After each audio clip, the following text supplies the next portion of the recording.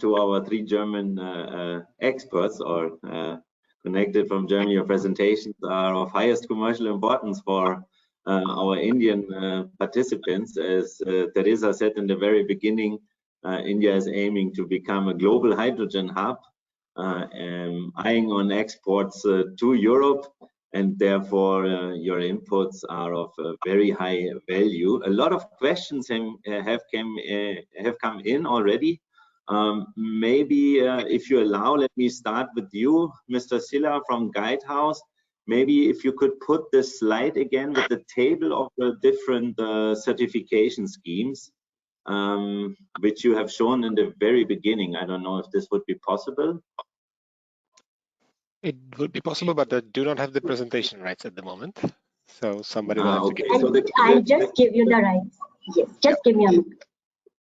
The question is related to the different norms, and the idea was if you could maybe elaborate a little bit more on this table with the different scheme and which one will be actually the most important for Indian conglomerates eyeing on exporting green hydrogen to Europe. I think there was a list of 8-9 certification schemes, and people are asking which one they should actually focus on. No? Yeah, I think that's a very good question, and I would let also Paula to comment on everything that I say. But yeah. Okay. No, you have it. Wonderful. Yeah, it's impressive. It seems like a lot of participants were impressed that so much certification schemes are already being under development. Yeah, indeed. So most of them, just to make it clear, they are linked to, for instance, particular subsidy schemes, right? So I'm most familiar, I live in the Netherlands, I'm most familiar with the SDE++ criteria that essentially defines what green hydrogen production projects have to fulfill. What are the criteria in order to be eligible for government funding? And I think that's the same or similar thing with the EEG ordinance in Germany, but also in other countries. To the question of what eventually you would have to follow if you were importing to Europe, everything in Europe will be set out by the Renewable Energy Directive and the delegated acts that I've talked about. So that will define the rules of the game, but that will not be a certification scheme, very likely. There will more likely, in my opinion, be different certification schemes that will be eligible or they will be recognized under the Renewable Energy Directive. It's a similar system now to biofuels in Europe. So then what exactly would you have to follow? It would be more likely that you have to follow, for instance, the CMS 70 from Paula's company. Yeah, that essentially would be the answer to it, unless Paula, you want to add something to that.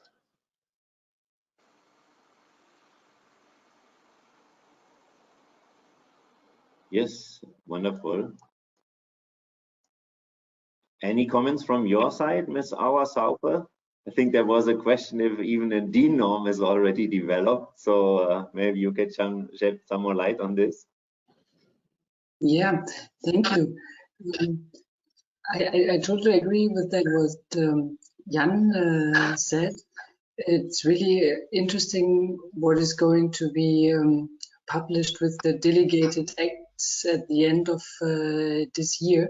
This will have a major impact on all certification criteria. They will need to adapt what the EU wants to see to be adapted as a certification scheme.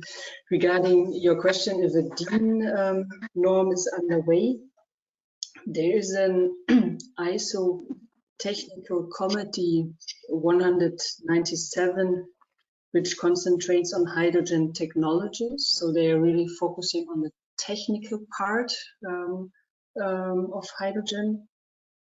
To my knowledge at the moment, there is no ISO standard on green hydrogen. So we will see the voluntary standards for a couple of years in future, like certify CMS 70, ISCC. Yeah. Yeah, thank you. Then I see there's a lot of questions on the criteria that may become very critical for our Indian companies eyeing on exporting green hydrogen to Europe. I'll just go through a few. You just please pick it up. There was, for example, one question on the geographical correlation between the source for green power and the green hydrogen production. I think Silaji, you showed a slide, and the question was, is there any, let's say, maximum distance allowed for this correlation, or how are you going to define this criteria of geographical correlation? Yeah, good question. I think the answer is quite simple. By the way, everything that I'm saying is not final yet, right? So the European Commission did not yet decide on everything. It's not yet public. I think one of you, the other presenters, mentioned that it will be likely published in December this year, but that is, well, also not completely certain. Let's put it that way. Might be delayed. But all these things that I also said are still under discussion. But as far as we know, the maximum distance is defined by the bidding zone. If there is no bidding zone in the country, it is the country itself. Right. So for India, I'm not super familiar, but I assume there is not the concept of bidding zones. Then the whole Indian country would be recognized as the same bidding zone in that definition. Thank you. I think that was clear. I think there's one more question for you, Ms. Auer-Saupe.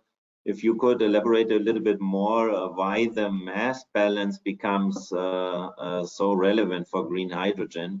And you also spoke about some extra criteria. Maybe you can shed some more light on this. To switch on the mic. Yes, of course. The mass balance system is the system that is going to be accepted by the EU and which is already used for sustainable biofuels. And it really considers the whole value chain, really from the beginning of the cultivation of the raw material until the end of the supply chain. And it's supposed to be a very constant approach for certification. And the additional criteria you were asking for, there we really, you were talking about Green Hydrogen Plus and the new standard coming up in December. There we really had a look at the RED II directive and the different requirements in regard to temporary correlation, as well as regionality.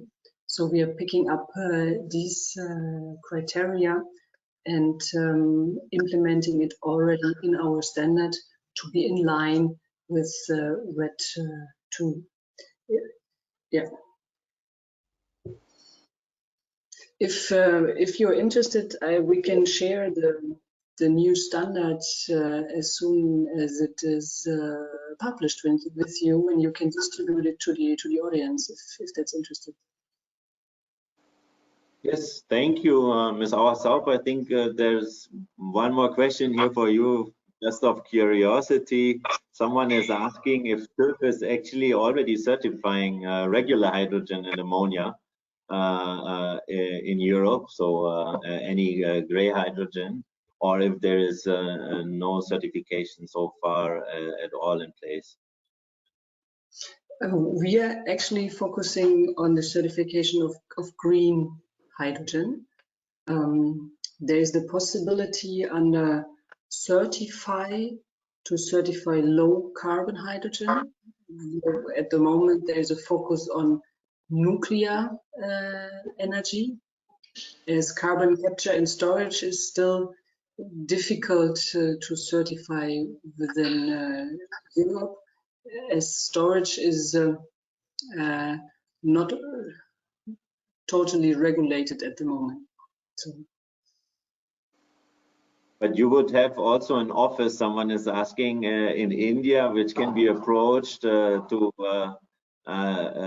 intensify the dialogue about potential hydrogen certification, green hydrogen certification in India too, yeah? Is there an office of the Yes, we have several offices. So we have one in Delhi, we have one in Mumbai. So with pleasure, we can talk more deeply about certification. Yeah. If you want, we can share the contacts after our conference. Sure. Okay. Thank you very much. So TÜV Süd is ready. We heard EEX is also ready, Ms. Brandes. You said from 2025 onwards, you actually see that this is going to happen on the ground and trading is going to happen. There are specific people in the EEX which are preparing for this day. I mean, investment in green hydrogen production needs at least also 3 years in advance. So yeah, maybe you can shed some more light on this very optimistic 2025. Are you already trading ammonia maybe? So it is for you not a big difference now that you switch to green ammonia. Maybe you can shed some more lights on the timelines on a commercial basis. Yeah, thanks a lot for the question, and thanks a lot for the opportunity to shed some light or clarify some misunderstandings. When it comes to 2025, I would say we, in a best case, really in a best case, we will see first hydrogen grids in Europe. From the trading perspective, we then 2025, 2026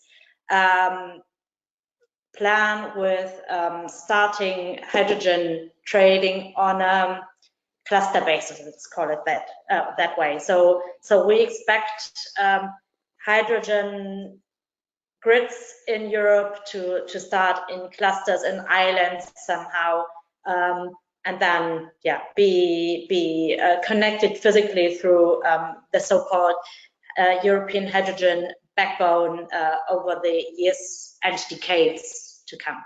So we expect with trading piped hydrogen on a small level, on a small scale, on a limited regional level, let's say, in Europe, probably then from 2025, 2026 onwards. However, as I said, other forms of hydrogen transport through ships, trucks, trains, and so on, that is something that can start earlier, dependent, of course, on the physical availability of hydrogen. I mean, hydrogen is there already. Gray hydrogen is, of course, already there. Ammonia is already there. We are not yet active in these fields. They have not yet been within our market portfolio. But when it comes to trading, let's say we don't plan with starting a market and having a liquid market by next year or tomorrow or anytime soon. But we starting at a small scale with rather illiquid markets in the beginning, of course, and then grow that step by step together with the maturity of the market. Exciting. So if India speeds up and is willing to export green hydrogen via the ammonia route to the harbor of Hamburg, EEX would be ready to implement products that will find the right clients to offtake this ammonia. So good to hear. So if India is able to export green ammonia by 23, then EEX will be ready by 23. That's a little bit what I heard. That would be super optimistic, but who knows? India is growing fast and maybe also producing green hydrogen faster than one might think today. There is one more question, I think, for you, Mr. Schiller, on what would actually count as green and renewable energy produced hydrogen in terms of technologies involved. So there is one question about using or involving renewable energy from a chlor-alkali plant. Is there some thoughts on that? Can you shed some more light on this, please? Yeah, thanks for the question. Of course, that if you would be talking about the electrolytical hydrogen made right now, essentially all of it is made from the as a byproduct of the chlor-alkali process. So that is a very relevant question. It would essentially follow the same rules as the regular electrolyzer production. It's a water electrolysis production, with the fact that then they would likely have to apply some mass balancing on the different products. That is defined and will be defined, by the way, in a different separate delegated act under the Renewable Energy Directive, and it's done by the Joint Research Center. So that's the essentially scientists of the European Commission that will define exactly how that's done in the accounting way. But you would have to follow the same rules, is the short question.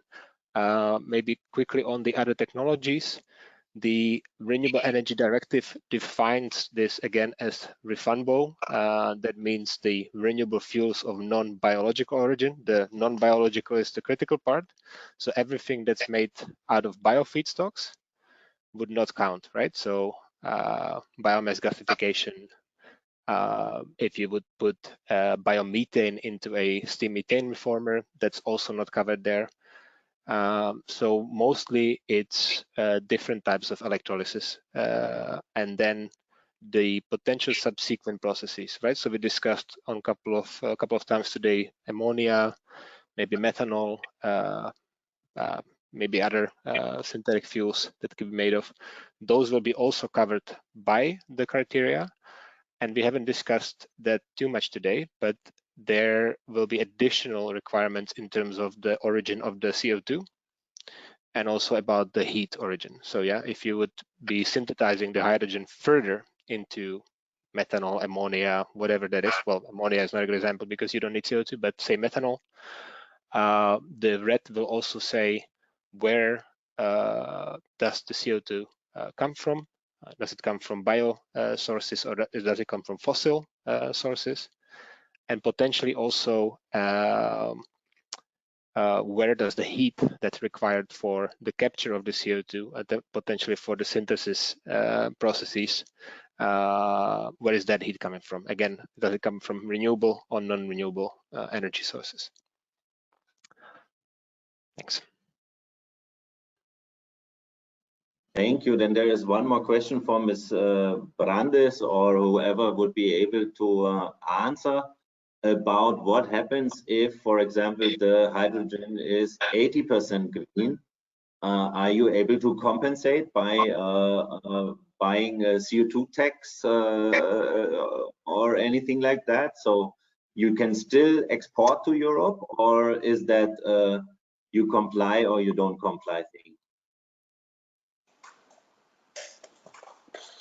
Like no, I think, I don't know, maybe, yeah, I don't know, Ms. Brandes, I don't know if this is like you would be able to trade any product, no? But I think, I don't know, Mr. Schiller, no, I think this is a question related to the carbon border tax mechanism. So is it possible to maybe compensate if to a certain percentage it's not green? It's a difficult question, I would say. And I mean, I understand when we think about carbon border tax, I mean, this is really related to the energy intensive industry so far, so to steel, ammonium, and 4 others. So in total, I think there are 6 energy intensive industries in there. So hydrogen is not really covered there. And I mean, there are the criteria to be certified green, and one criteria is that 100% renewable energy has to be used. So I would say either you comply with the standard or it's not accepted. I'll just also quickly comment on that. I think that's one way to implement it, as Paula described. Although in the discussion we had with the Commission, you would, in that example it was given, be 80% compliant. So you would be importing 80% green hydrogen and 20% regular hydrogen that you will get no subsidy for. In the terms of it being ammonia, for instance, you would have to pay the CBAM for the 20% part. Right, so that was where the question was coming from as well. So they envision this being more flexible. Also, by the way, it's the same for the production within Europe, right? So you can run physically your electrolyzer around the clock, but only part of it will count as this green hydrogen or refundable, depending on how much of the criteria, what's the time when you follow the criteria under refundable. And that is important, I think, to mention, because especially in those industrial settings, you won't be able, there will be uninterruptible load, right? So that essentially when you have a steel plant, it needs the hydrogen continuously. Same for an ammonia plant. You will not ramp it up and down. So the supply has to be provided the same way, or you have to have storage, but that again is complicated. So I think you will see that many of the electrolyzers will be run around the clock, but only part of it will qualify as green, and only that part will be subsidized. So it becomes quite a complicated business case at some point to think about all these risks. Yeah, but that I think is the most likely thing. And eventually, and I think Paula, you also mentioned that, or maybe that was Miriam, that these criteria, they are important now, right? And as we move towards future and really more decarbonized electricity grids, etc., they become less relevant, because then you don't need to safeguard as much that the hydrogen you produce is very green, because it will be mostly by default anyway. Yeah, thanks. Thank you. Then I don't know, we don't have that much more time, but there's so many questions coming in now. Maybe one more to you, Ms. Sauer. If to which extent these certification schemes are actually consistent. So if I go for one, do I already be able to also get the other one? No, so I think there's several mentioned here. The ones you presented, the certified, maybe you can elaborate a little bit more on that. Is there some gold standard which I fulfill and then I get all the other certificates easily? Mm-hmm. At the moment, the criteria are similar in certain areas, but they differ quite well. And what will be established is similar as for the electricity, a functioning guarantee of origin system with registries where the hydrogen can be traded. And for the guarantees of origin in regard to electricity, there's the AIB, Association of Independent Bodies, where the guarantees of origin can be traded. So there will be a minimum requirement how to be accepted as a guarantee of origin, and then they can be traded. And then there can be some additional criteria on these guarantees of origins, like for example green hydrogen plus, where additional criteria are met. So there will be a basis requirement, and then some add-ons can be used. Okay, thank you. Then, yeah, so many questions. Maybe one more on these for Mr. Siller on the temporal resolution.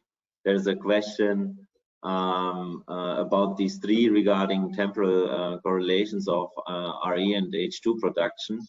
I don't know if I get it. It says what determines which temporal resolution, 15 minutes, hourly, annual, actually needs to be applied. Is it depending on the contracted offtake stipulations in the belonging PPA?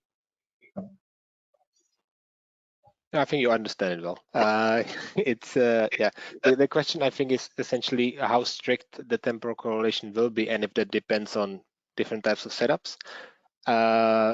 This is not yet clear. So what I put on the slide are the different options that the Commission is still considering. They have not decided yet on how strict the temporal correlation would be, and it will be the same for regardless on your setup, and there will be no differences. There was a leaked draft of the delegated act a couple of months ago, which talked about the most strict of them all, the 15-minute correlation. I think it is safe to say now that that will not be the case in the final formulation, because I think they had a lot of backlash from industry saying that that's too strict and it's almost physically impossible in a lot of countries to do. And it will create a lot of administrative burden and additional costs, obviously, because quite logically, right, the stricter you make the electrolyzer to follow, the more additional cost in the production of the hydrogen you incur. So it's a bit of a balance between how strict you want to make it and the financials of the production. Thank you. Speaking about financials, I don't know, Mr. Sauper, you're a technical expert of Tuev Süd, but on commercials, there's the question of how much more expensive the green hydrogen will become after certification. And maybe let me add, there's a second question, how long it would actually take for Tuev Süd to certify green hydrogen. I think it depends a little bit, no, where in the whole chain you do the certification. But yeah, maybe a little bit more on timelines and this premium. Yeah, it is already priced in, I guess, if you're trading at EEX, because there's no other way to trade at EEX if it's not certified. But yeah, price for certification and timelines. Okay, I can maybe talk something about timelines. So we have an existing auditor pool at Tuev Süd, and if someone would like to get certified, we would first send a checklist, what kind of documents we would like to see. Then we receive the documents in advance, and then an on-site audit would be planned. So where we verify is the information giving on the documents in line with the situation on site.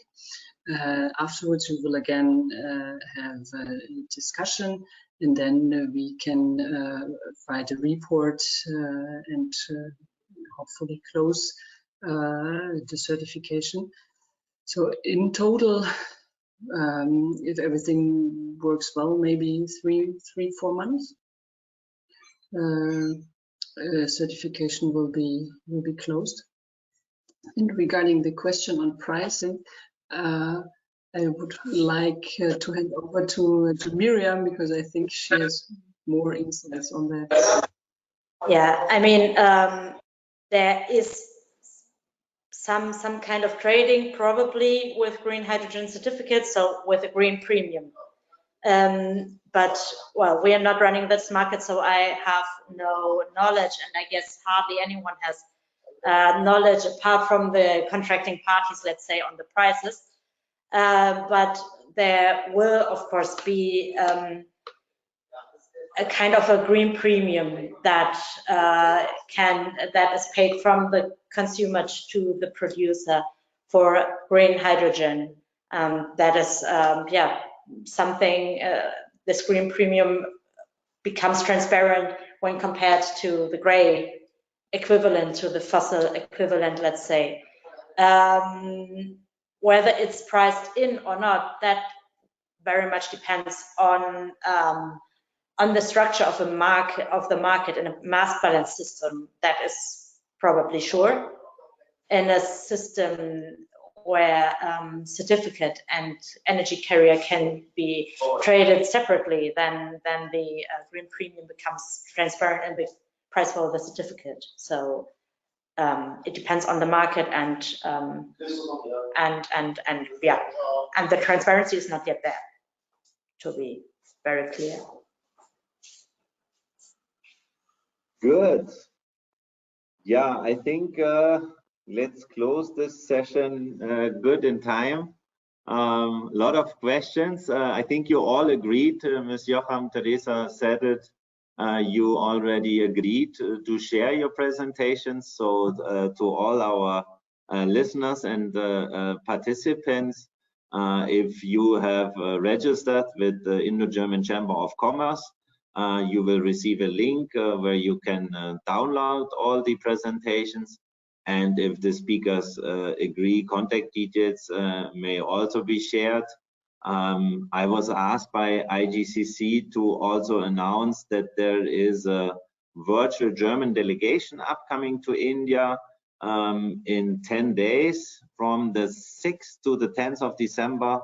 A virtual delegation is happening with lots of German companies coming out of the renewable energy and the storage technology area, with focus on vehicle charging. So if you're interested in this, please also just answer on the email invitation from IGCC and ask for the profiles of the German companies to get in touch and to know how to get involved. And Teresa, I think we are good in time. I would use this to thank again our speakers for their valuable inputs. Very exciting what's happening in Europe, and India is following closely the developments. Renewable energies, I think you must be aware, India has 365 days of sunshine. So we don't have these fluctuations as we have in Europe, seasonal fluctuations. There's monsoon in India, but the monsoon is not everywhere in India. It's only in some regions of India and wandering through India. So one can really say India counts on baseload solar. And this means that India is able to really produce hydrogen, green hydrogen with solar energy at lowest cost, and seriously considering to export green hydrogen to the world at lower cost. If we take into account the analysis of Bloomberg New Energy Finance at around $1 per kilogram before 2030 possible. So yeah, exciting to see that Europe is preparing itself for importing green hydrogen. Certainly Europe wants to know that it is really green and therefore it needs to be certified. We are hearing Tuev Süd is ready to certify your green hydrogen in India with several offices already in place. European Union may decide pretty soon on the final criteria. Mr. Silla, maybe final comments from all our speakers, starting with you, maybe connected with the question, when do you see final decision by European Union coming in on the criteria, or if you would like to make a statement on another point, please feel free to do so, and we'll use this as closing remarks. We'll switch then to Ms. Auer Saupe and the last word from Ms. Brandes. And Teresa, I don't know if I have forgotten anything else. I would then just say 2-3 short vote of thanks. Yeah, please, Mr. Silla. Thank you, Tobias, and thank you for the great moderating, and Teresa for organizing all of this. Yeah, so just on that criteria, the official date is 14th of December this year that they have to come out with the final criteria. As I mentioned before, it might be in March because they are, of course, it's quite complex to make sure that it's all correct. So it might take a bit longer. definitely keep your eyes open, because it will be definitely under heavy debate and very important in terms of going forward. And thanks for all your great questions. It was very enjoyable to me as well. Yeah, please, Ms. Auer-Saupel. Yeah, also thanks a lot from my side. It's interesting times we are living in. We just had COP26. Now we are waiting for the delegated acts. So so many important decisions that needs to be taken, and yeah, looking forward to accompany this time with our certification and to bring transparency into the system. Thank you. Thank you very much. Ms. Brandes. Yeah, thanks a lot for the invitation. For us, it's also a very interesting time. It's the first time we look at developing a market really from scratch. I mean, normally we go into a market that is physically there, and that is also interesting for us, and we really want to use the experience we gained over the past 2 decades, basically, of energy trading, to take the best out of that for also starting hydrogen markets and accompanying this ramp-up process. Many thanks for the organization and the invitation. Thank you very much. Thank you once again to our speakers from Guidehouse, Tuev Süd, and EEX for Indo-German Chamber of Commerce having organized this knowledge session. Indo-German Energy Forum Support Office. Thank you very much, Teresa, for having organized this session together with Indo-German Chamber of Commerce. Certainly the German Ministry for Economic Affairs and Energy, which have tasked us to do such knowledge sessions. Teresa, I think this is already knowledge session number 4 already. So I think almost all of them are also available on YouTube and also covered by our media partner, Fuel Cell India. Thank you very much for Fuel Cell India continuously covering these events and spreading the word about these exciting global developments. And last but not least, let me thank you as our listener and participant. We look forward to further interact with you. Any questions, any requests, please do not hesitate to get in touch with us. And yeah, looking forward to maybe see you in person